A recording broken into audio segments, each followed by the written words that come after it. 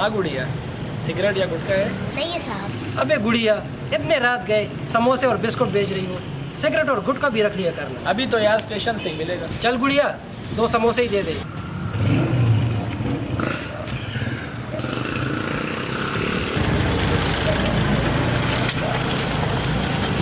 हाँ शोना, इस माह तुम्हारी YouTube से कितनी इनकम हुई? $53 हर अकाउंट से आए। टोटल कितने अकाउंट है? टोटल 25 अकाउंट है। अच्छा, तो $53 को 25 से मल्टीप्लाई करें, कितने हुए? 1325। अबे कर यार, तेरे पास कैलकुलेटर है। Bro, she is right, 1325। इधर आओ गुड़िया। ये तूने कैसे किया गुड़िया?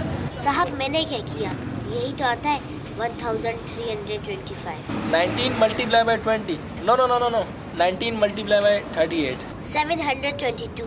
29 मल्टीप्लाई 17। 493। वाओ। 19 मल्टीप्लाई 29। 551। 5 + 7 + 19 + 21 + 34 + 21। अब बताओ। 107।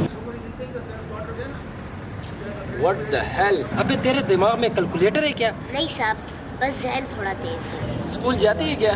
हाँ साहब जाती हूँ, अभी 6 में हूँ। आई भी थी, 1 साल का गैप आ गया। क्यों, अब क्या हुआ? बस साहब, मेरा जो अब्बू है ना, वो मुझसे बहुत प्यार करता है।